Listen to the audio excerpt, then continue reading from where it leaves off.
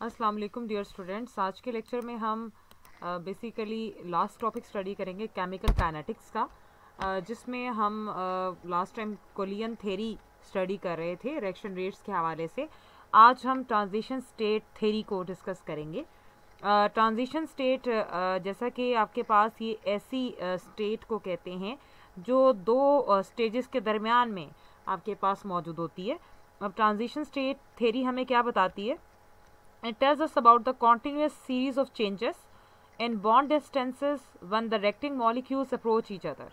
Actually क्या होता है कि जब दो मॉलिक्यूल्स आपस में जो है कोलियन करते हैं और एक दूसरे की विसिनिटी में आते हैं, तो उनके दरमियान बॉन्ड डिस्टेंस के हवाले से कुछ सीरीज ऑफ चेंजेस देखने को मिलते हैं, जिसके बारे में हमें ट्रांजिशन स्टेट थ्योरी एक्सप्लेन करती है उन बिहेवियर्स को जो दो मॉलिक्यूल्स के दरमियान तसादुम के दरमियान प्रोड्यूस होते हैं। During these changes in configuration of molecules, energy changes takes place.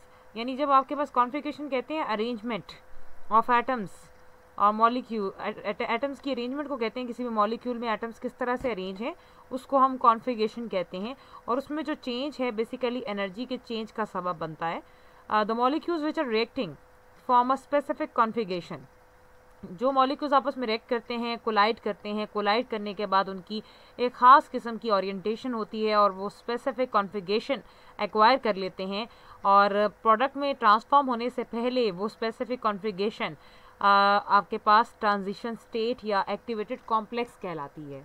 सो ये हमारे पास जो है एक सेंट्रल स्टेज है जहाँ पे सीरीज़ ऑफ चेंजेस होती हैं बॉन्ड डिस्टेंसेस के हवाले से, प्लस कॉन्फ़िगरेशन में चेंज आता है, और फिर जाकर आपके पास वो मॉलिक्यूल्स जो है ट्रांसफॉर्म होकर प्रोडक्ट बनाते हैं। अब ये जो ट्रांजिशन स्टेट होती है which is form does not represent N observable substance, यानी ये आपके पास एक ऐसी स्टेज होती है जिसमें आप सब्सटेंस को ऑब्जर्व नहीं कर सकते, इसको आइसोलेट भी नहीं किया जाता। ये कुछ प्रॉपर्टीज़ हैं इसकी जिसको हम जिस स्टेज को हम स्टडी कर रहे हैं, लेकिन इसके बारे में ये एज्यूम किया जाता है कि इसमें ये प्रॉपर्टीज़ जो हैं ये पोजेस करती है ये स्टेज, एक्टिवेटेड कॉम्प्लेक्स की स्टेज या transition state, like the property of bond length, molecular weight, enthalpy यानी एनर्जी के चेंज, हीट के कंटेंट्स में change, along with the rotational and vibrational degrees of freedom जो मॉलिक्यूल बेयर करता है। तो ये तमाम वो प्रॉपर्टीज़ हैं जो रियल मॉलिक्यूल्स की होती हैं, जो आपके पास बेसिकली एज्यूम की जाती हैं फॉर द एक्टिवेटेड कॉम्प्लेक्स। तो ट्रांजिशन स्टेट की अगर हम बात करें किसी भी रिएक्शन के हवाले से, तो ये एक हाईएस्ट पॉइंट होता है पोटेंशियल एनर्जी में। जब भी हम पोटेंशियल एनर्जी डायग्राम बनाते हैं रिएक्शन के हवाले से, जिसमें रिएक्टेंट हाई एनर्जी पर होता है या प्रोडक्ट लो एनर्जी पर होता है और एक एक्टिवेटेड कॉम्प्लेक्स बनता है, तो उस पर पोटेंशियल एनर्जी का जो हाईएस्ट पॉइंट है, पीक पॉइंट, उसे हम ट्रांजिशन स्टेट से हाईलाइट करते हैं। लेट्स सपोज के दो मॉलिक्यूल्स आपस में रिएक्ट कर रहे हैं, एक X2 है और एक Y2 है, और आप देख सकते हैं ये दोनों आप आपस में टकराने के बाद ट्रांजिशन स्टेट से होते हुए प्रोडक्ट बना रहे हैं XY। सो लेट्स सी कि ये कैसे हो रहा है। रिएक्टेंट मॉलिक्यूल्स XX और YY के बॉन्ड्स जो हैं आपस में जो है क्लोज विसिनिटी में आने के बाद जो है एक स्टेज से गुजरेंगे जिसमें ऑलरेडी इनके जो अपने बॉन्ड्स हैं वो ब्रोक होंगे, और डॉटेड लाइन आप देख सकते हैं, यानी बॉन्ड ब्रेकेज भी हो रही है और बॉन्ड फॉर्मेशन भी हो रही है एट द सेम पॉइंट। और इस स्टेज को हम ट्रांजिशन स्टेट कहते हैं जहाँ पर कंप्लीट बॉन्ड्स नहीं होते, और ये फर्दर जाकर आपके पास ट्रांसफॉर्म हो रहा है प्रोडक्ट में, जिससे आपके पास एक XY और ये नीचे वाला दूसरा XY मिलकर 2XY के प्रोडक्ट्स बना रहे हैं। सो इस तरह से ट्रांजिशन स्टेट आप देख सकते हैं किसी भी रिएक्शन में ये होती है। अब हमारे पास कुछ रिएक्शंस होते हैं जो बहुत सारे स्टेप्स पर मुश्तमिल होते हैं। कुछ आपके पास रिएक्शंस ऐसे होते हैं जो सिंगल स्टेप पर मुश्तमिल होते हैं, कुछ होते हैं जिनमें मल्टीपल स्टेप्स होते हैं, यानी सेवरल स्टेप्स। सो हर स्टेप में आपके पास जो है वो ट्रांजिशन स्टेट गेन होती है या इंटरमीडिएट बनता है, और ऐसे स्टेप्स में जो एक से ज़्यादा में हो और उसमें आपको ट्रांजिशन स्टेट वक्तन फ़वक्तन देखने को मिलेंगी हर स्टेप के अंदर, तो उसमें ओवरऑल रिएक्शन का जो रेट है वो स्लोएस्ट स्टेप से गवर्न किया जाता है, और स्लोएस्ट स्टेप को ही रेट डिटर्मिनिंग स्टेप भी कहते हैं, रेट लिमिटिंग या रेट डिफाइनिंग स्टेप भी कहा जाता है, और उसमें जो भी आपके पास अनासर शामिल हैं वही रेट की जो है का डिसीजन करते हैं कि किस तरह से काम होगा। मैथमेटिकली अगर लेकर चलें हम इस चीज़ को, तो सपोज कंसिडर करते हैं एक रिएक्शन को कि X और Y रिएक्टेंट्स हैं जो ट्रांजिशन स्टेट से होकर गुजरे, जो कि रिवर्सिबल भी है, और उसमें जो रेट कांस्टेंट है उसे हम K स्टार से शो कर रहे हैं, और ये ट्रांजिशन स्टेट फाइनली प्रोडक्ट में कन्वर्ट हो रही है, और ट्रांजिशन स्टेट को आप शो कर रहे हैं एक्स स्टार से। सो कीप इन माइंड कि आपके पास यहाँ पर जो कुछ फंडामेंटल प्रॉपर्टीज़ हैं रेक्टिंग मॉलिक्यूल्स की, जिसको एक साइंटिस्ट है आयरिंग, उसने इस तरह से शो किया कि रेट कांस्टेंट के, आप किसी भी रिएक्शन का अगर आप लिखें तो ये एक एक्सप्रेशन केमिकल थर्मोडायनेमिक्स में आता है, आपने इस एक्सप्रेशन को याद करना है जो आयरिंग ने दिया, that is rate constant is equal to RT/NaH K star. So ये यहाँ पर अगर हम इसे हम इक्वेशन नंबर 1 कंसिडर करेंगे, और इस इक्वेशन 1 में Na हमारे पास क्या है, एवोगैड्रो नंबर, और K स्टार क्या है, equilibrium constant for the formation of activated complex. ये स्टार एक्टिवेटेड कॉम्प्लेक्स से जुड़ा है, ट्रांजिशन स्टेट से जुड़ा है, जो रेक्टिंग मॉलिक्यूल्स प्रोडक्ट में जाने से पहले बनाते हैं। सो आपके पास इस एक्सप्रेशन को अगर हम लें तो ये जो K स्टार है, जो इस वक्त आप इक्वेशन में देख सकते हैं, ये आपके पास किसके इक्वल होगा, that is the concentration of the transition state X star over concentration of the reactants, यानी concentration of product over reactant. तो आपके पास रेक्टेंट में आपके पास कंसंट्रेशन ऑफ एक्स और कंसंट्रेशन ऑफ वाई आ जाएगा। जो इक्विलिब्रियम कांस्टेंट है हमारा K स्टार, ये रिलेट करता है गिब्स की फ्री एनर्जी से, जिसे हम डेल्टा G स्टार कहते हैं, और ये थर्मोडायनेमिक्स की एक वेल नोन इक्वेशन है जिसे हम क्लॉजियस-क्लैपेरॉन इक्वेशन कहते हैं। तो वहाँ से ये ली गई है, that is the expression having delta G star is equal to -RT/ln K star. ये एक्सप्रेशन ऊपर वाला इक्वेशन नंबर 1 ये आपने जहन में रखना है इस टॉपिक को अटेम्प्ट करते हुए, ये इक्वेशंस आपको ऑलरेडी पता होनी चाहिए। अब यहाँ पर हम नेचुरल लॉग K स्टार को एक तरफ रहने दें, तो डेल्टा G स्टार के साथ दूसरी तरफ से RT आकर डिवाइड हो जाएगा और माइनस साइन भी साथ अटैच हो जाएगा। तो एक्सप्रेशन हमारे पास कुछ यूँ है, natural log K star is equal to minus delta G star over RT। अब आप इस एक्सप्रेशन का एंटी लॉग लें तो ये तो आपका नेचुरल लॉग ख़त्म हो गया, तो ये बन जाएगा K स्टार, और दूसरी तरफ आ जाएगा एक्सपोनेंशियल फॉर्म और E minus delta G star over RT। सो ये इसकी पावर बन जाएगी। सो डेल्टा G स्टार, जैसा कि हमने शुरू में ही कहा कि ये फ्री एनर्जी है फॉर एक्टिवेशन। अब हम इक्वेशन नंबर 2 को इक्वेशन नंबर 1 में पुट करेंगे तो ये K स्टार की जगह ये वैल्यू पुट हो जाएगी, तो हमारा एक्सप्रेशन बनेगा K is equal to RT/NaH E minus delta G star over RT। This is equation number 3 and it has a lot of applications, lot of significance जो हम देख सकते हैं। इक्वेशन 3 हमें इंफॉर्मेशन देती है टेम्परेचर का इफेक्ट और फ्री एनर्जी का इफेक्ट, कि किस तरह से ये दोनों इफेक्ट्स रेट कांस्टेंट पर किसी भी केमिकल रिएक्शन के असरअंदाज होते हैं।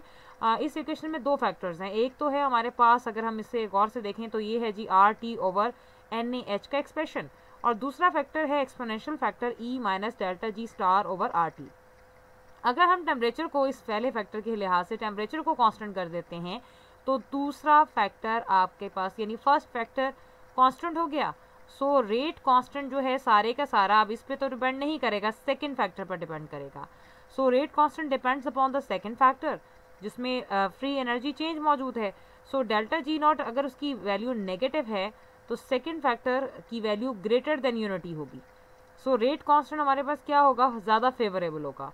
यहाँ से एक चीज़ आपने माइंड में रखनी है कि जितनी ज़्यादा नेगेटिव वैल्यू ग्रेटर होगी डेल्टा G स्टार की, उतना ही रेट कांस्टेंट बढ़ेगा फॉर अ केमिकल रिएक्शन, और ये फेवरेबल होगा केमिकल रिएक्शन के लिए। तो इस तरह से हम इस इक्वेशन नंबर 3 से अपने जो है रिजल्ट्स निकाल सकते हैं। सेकंड चीज़ जो है कि ट्रांजिशन स्टेट थेरी को, जो आपने प्रीवियसली थेरी पढ़ी थी कोलियन थेरी, उस पर काफ़ी बर्तरी हासिल है, और वो किस लिहाज से हासिल है, लेट्स सी। कोलियन थेरी में हम रिएक्शन रेट्स के हवाले से जब बात करते थे तो हम प्रोबेबिलिटी फैक्टर P को हमने इंट्रोड्यूस किया था, जिसको हमने आर्बिट्रेरली कंसिडर किया था। लेकिन ट्रांजिशन स्टेट थेरी में हमारे पास entropy of activation energy delta S star, इसे जस्टिफाई किया गया है, यानी एनर्जी चेंज से, एंट्रोपी कहते हैं एनर्जी चेंज यानी डिसऑर्डर, तो वो उससे हम इस हाईलाइट करते हैं। सेकेंड फैक्टर जो कोलियन थेरी में था वो हम एज्यूम करते थे कि मॉलिक्यूल्स, आपके पास जो रिएक्टेंट के मॉलिक्यूल्स होते हैं वो कोलाइड करते हैं और प्रोडक्ट में कन्वर्ट हो जाते हैं। लेकिन ट्रांजिशन स्टेट थेरी में एक्टिवेटेड कॉम्प्लेक्स का कॉन्सेप्ट इंट्रोड्यूस करवाया गया, जो कि ज़्यादा मुनासिब, ज़्यादा अप्रोप्रिएट है रिगार्डिंग दी कोलियन थेरी कॉन्सेप्ट। तो ये आपके पास एडवांटेजेस हो गए कोलियन थेरी के हवाले से। अब हम जितने भी अभी तक कॉन्सेप्ट पढ़ रहे थे उसमें बायोमोलिकुलर का कॉन्सेप्ट आ रहा था, अब हम पढ़ेंगे collision theory of the unimolecular actions. इस पर आपके पास किसने काम किया, लिंड्समैन ने 1922 के अंदर जो है एक मैकेनिज्म पेश किया जो यूनिमॉलिक्यूलर रिएक्शन की नेचर को हाईलाइट करता था।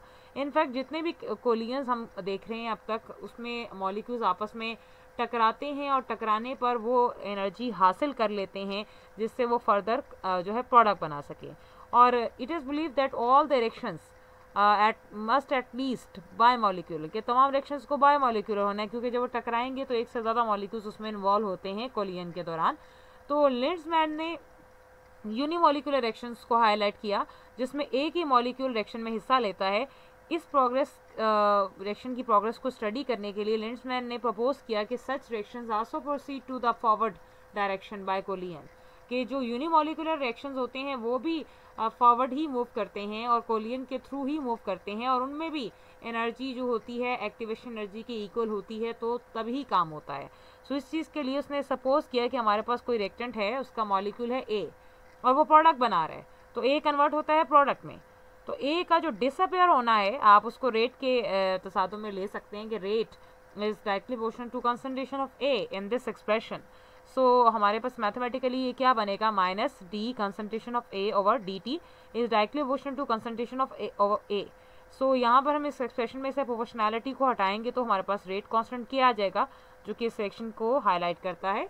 सो लिंड्समैन के मुताबिक जो सब्सटेंस ए के मॉलिक्यूल्स हैं वो आपस में कोलाइड करते हैं, और इन कोलियंस के दौरान कुछ मॉलिक्यूल्स ऐसे हैं जिनकी एनर्जी एक्टिवेशन एनर्जी के बराबर हो जाती है। उन मॉलिक्यूल्स को उसने कहा कि वो एक्टिवेटेड मॉलिक्यूल्स हैं ए के, और उसे हम डिनोट करेंगे ए स्टार से। सो जो एडेड एनर्जी, जो इजाफी एनर्जी ऐड हो रही है, वो वाइब्रेशनल एम्पलीट्यूड को बढ़ाएगी और ये फर्दर उसे तोड़ने में मदद देगी कि वो फर्दर प्रोडक्ट बनाए। सो लिंड्समैन ने ये भी कहा कि एक्टिवेटेड मॉलिक्यूल्स डिकम्पोज नहीं होते फ़ौरन, लेकिन एक्टिवेटेड स्टेट में for a long period of time रह सकते हैं, और ये डीएक्टिवेट होते हैं तब जब इनका टकराव किसी ऐसे मॉलिक्यूल से हो जो लेस एनर्जेटिक हो। तो ये आपके पास उसने कुछ कंडीशंस हमारे सामने रखी।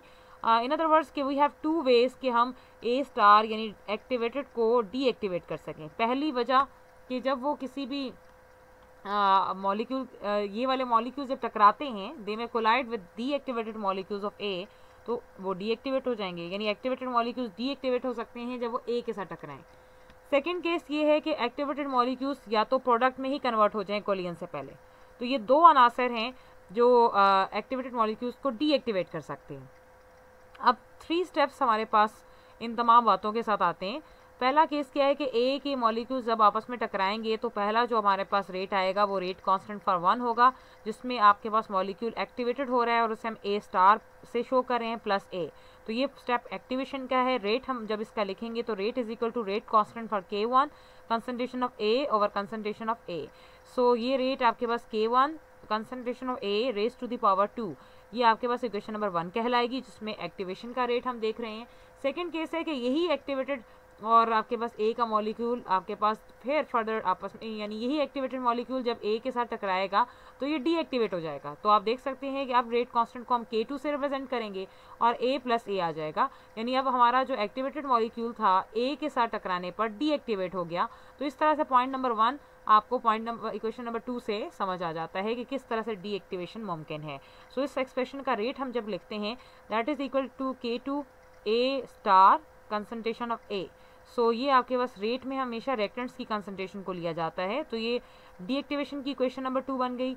और थर्ड केस क्या है कि यही आपके पास जो एक्टिवेटेड मॉलिक्यूल है ये ए के साथ टकराने की बजाय सीधा प्रोडक्ट में ही कन्वर्ट हो जाए, अपने आप को ट्रांसफॉर्म कर ले। तो इस स्टेप को हम डीकम्पोजिशन कहेंगे और ये K3 से डिनोट की जाएगी। Rate is equal to K3 A star. So ये इक्वेशन नंबर 3 है हमारी। और यहाँ पर आप देखें तो K1, K2 और K3 ये तमाम रेट कांस्टेंट्स हैं जो तीनों स्टेप्स में हैं। और ओवरऑल रेट अगर हम इसमें वैल्यूएट करें तो हम स्टेप नंबर 3 से करेंगे, और अगर हम स्टेप नंबर 3 को डिटरमिन करना चाहते हैं तो हमें कंसंट्रेशन ऑफ ए स्टार चाहिए जो कि एक इंटरमीडिएट है। इसके लिए हम क्या कर सकते हैं, क्योंकि हम इसे आइसोलेट नहीं कर सकते, तो हम इसके लिए एक कंडीशन लगाते हैं जिसे कहते हैं स्टेडी स्टेट अप्रॉक्सीमेशन। सो ए स्टार की कंसंट्रेशन को मालूम करने के लिए हम स्टेडी स्टेट अप्रॉक्सीमेशन का असूल लगाएंगे। ये असूल ये कहता है the rate of formation of short lived intermediate A star in low concentration is equal to the rate of disappearance of A. Star, यानी हमारे पास उस शॉर्ट लाइव्ड या इंटरमीडिएट का rate of formation rate of disappearance के equal होगा, यानी appearance disappearance के इक्वल होगी। इस चीज़ को अप्रॉक्सीमेशन कहते हैं, स्टडी स्टेट प्रिंसिपल कहते हैं। So rate of appearance of A star को अगर आप लें तो वो आपको इक्वेशन 1 से मिलती है, rate is equal to K1 concentration of A raise to the power 2। और अगर हम डिसअपीयरेंस की बात करें ए स्टार की, तो वो हमें 2 और 3 दोनों स्टेप्स में डिसअपीयर होता हुआ नजर आ रहा है ए स्टार। सो हम दोनों के रेट्स को इक्वेशन नंबर 2 और 3 से यहाँ पर ऐड कर लेंगे, जो दोनों डिसअपीयरेंस को शो कर रहे हैं। और इस असूल के मुताबिक अपीयरेंस डिसअपीयरेंस के इक्वल है for this species of A star. So हम दोनों के रेट्स को बराबर कर देंगे। तो K1 concentration of A raise to the power 2 is equal to K2 A star with A plus K3 A star. So K1 A raised to the power 2 is equal to, इधर से आपके पास A star common आ जाएगा तो पीछे रह जाएगा K2 A plus K3. So A star को यहाँ पर ही रहने दें, तो ये K1 A स्क्वायर के साथ नीचे आकर K2 A plus K3 divide हो जाते हैं। इसे हम इक्वेशन नंबर 4 कहेंगे। अगर हम ओवरऑल प्रोग्रेस देखें रिएक्शन की फ्रॉम स्टेप नंबर 3 जो हमने यहाँ पर डीकम्पोजिशन में देखा, तो हमने देखा कि हमारे पास ये प्रोडक्ट बना रहा है। तो उसके लिहाज से जब हम रेट लिखते हैं तो हम कहते हैं कि minus dA/dt is equal to rate constant for the 3 with A star. तो आप इस इक्वेशन में आप A स्टार की वैल्यू इक्वेशन 4 से पुट करेंगे तो आपके पास एक्सप्रेशन क्या बनेगा, that is equal to minus dA/dt is equal to K3, और K3 के बाद A स्टार की जगह आप क्या लिखेंगे, K1 A का स्क्वायर और over K2 A plus K3। ये एक्सप्रेशन हमारे पास इक्वेशन नंबर 5 कहलाएगी, जो हमें आगे कुछ स्टडी करने में फ़ायदा देती है। अब हम लगाएंगे कंडीशंस प्रेशर की और ऑर्डर ऑफ रिएक्शन चेक करेंगे, जो इक्वेशन नंबर 5 पर हम जो है अप्लाई करेंगे। लेट्स सपोज हमारे पास अगर प्रेशर हाई है, तो हाई प्रेशर पर क्या होता है कि गैशियस सब्सटेंस के जो ए मॉलिक्यूल्स हैं वो आपस में एक दूसरे के करीब करीब आ जाएंगे। जब वो क्लोज विसिनिटी में आएंगे तो पॉसिबिलिटी कोलियन की बढ़ जाती है, और कोलियन की पॉसिबिलिटी बढ़ना हमारी इक्वेशन नंबर 2 को हाईलाइट करती है।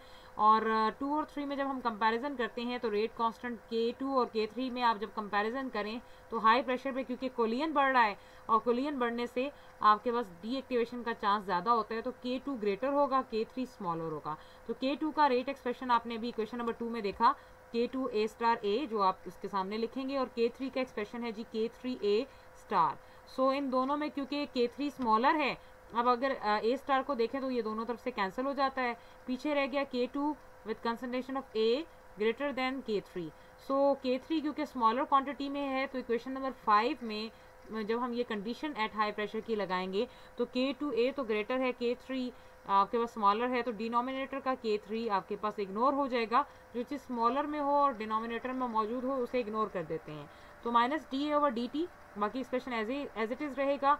तो K1 K3A की concentration with square power over K2 और साथ A आ जाएगा, और K3 यहाँ से कैंसिल हो जाएगा। नेक्स्ट में ये A ऊपर वाले A से कैंसिल हो जाता है, तो हमारे पास एक्सप्रेशन बनता है minus dA/dt is equal to K1 K3A over K2। Question number 6 कहलाएगी ये।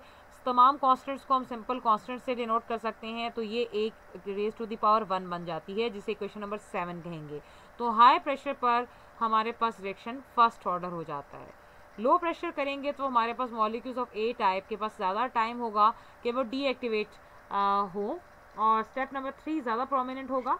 तो स्टेप नंबर 3 में कोलियन कम होगा, तो स्टेप नंबर 2 आपके पास ज़्यादा इफेक्टिव नहीं है, स्टेप नंबर 3 ज़्यादा इफेक्टिव होगा। अब K3 ग्रेटर होगा K2A से। सो उसी क्वेश्चन नंबर 5 में जब हम इसे पुट करेंगे तो minus dA/dt is equal to K1 K3A का स्क्वायर। अब नीचे में से डिनोमिनेटर में K2A का फैक्टर आप इग्नोर कर देंगे, तो K3 का एक्सप्रेशन बचेगा। ये तमाम कॉन्स्टेंट्स को आप एक कॉन्स्टेंट से डिनोट करें तो ये A की कंसंट्रेशन स्क्वायर आ जाती है इक्वेशन नंबर 8 के मुताबिक।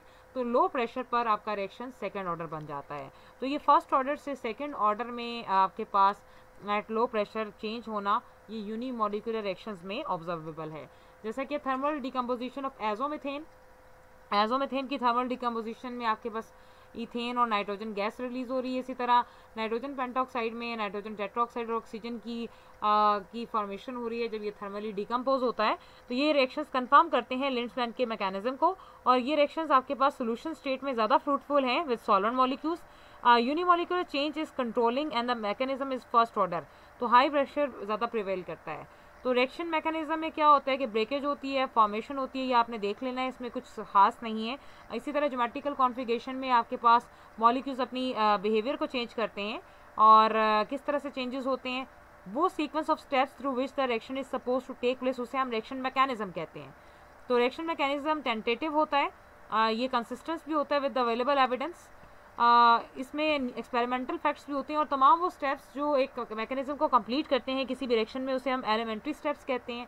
एलिमेंट्री स्टेप्स रियल भी होते हैं, इमेजिनरी भी होते हैं, और इसमें 3 या less than 3 reactant molecules involve होते हैं, और ये बैलेंस केमिकल इक्वेशन की सूरत में होते हैं। जो experiments knowledge of reaction mechanism में इन्वॉल्व होते हैं, उनमें रेडियो एक्टिव ट्रेसेस का इस्तेमाल किया जाता है आइडेंटिफिकेशन के लिए, और ये मैकेनिज्म को प्रपोज भी करते हैं स्पेक्ट्रोस्कोपिक आइडेंटिफिकेशन के थ्रू, और इन रिएक्शन रेट की डिपेंडेंस कंसंट्रेशन पर डिपेंड करती है, और उससे हम मैकेनिज्म को जान सकते हैं। तो ओवरऑल अगर हम देखें तो हमारे पास पोस्टुलेटेड मैकेनिज्म और एक्सपेरिमेंटल लेट रॉ में एक आपके पास क्लैरिटी होनी चाहिए, और एलिमेंट्री स्टेप्स का आपके पास ओवरऑल जो है केमिकल काइनेटिक्स के थ्रू ही ये काम करता है। सो हमारे पास यहाँ पर क्या होता है कि मैकेनिज्म कैसे असाइन करते हैं, कम्प्लेक्स रिएक्शन जो होता है उसकी कुछ कंडीशंस हैं कि मैकेनिज्म कैसे असाइन होगा। एक तो रेट ला एक्सपेरिमेंटली होना चाहिए, दूसरा मॉलिक्यूलरिटी ऑफ लो ऑर्डर होनी चाहिए, और तमाम स्टेप्स को ऐड करके हम कम्प्लेक्स रिएक्शन की नेचर को जानते हैं। This is all about the chapter of chemical kinetics. Best of luck.